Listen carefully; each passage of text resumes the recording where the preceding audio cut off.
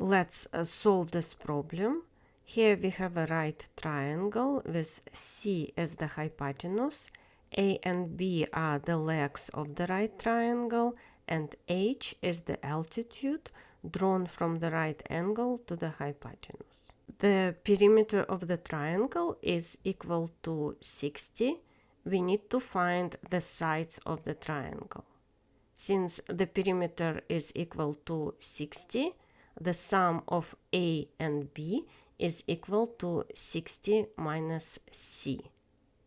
The altitude drawn from the right angle to the hypotenuse can be calculated using this formula. If you are not familiar with it, check my video on this topic in the description below. And since the altitude is equal to 12, AB is equal to 12C. By the Pythagorean theorem, the square of the hypotenuse side is equal to the sum of squares of the other two sides. Let's observe the square of the sum formula. The square of A plus B is equal to the square of the first term, A, plus twice the product of the first and second terms, A and B, plus the square of the second term, B.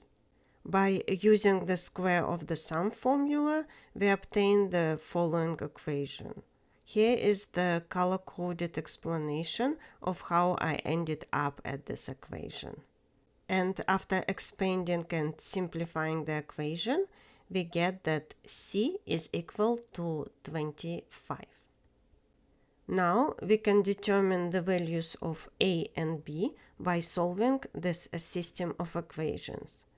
The detailed solution of the system of equations can be found in the description below.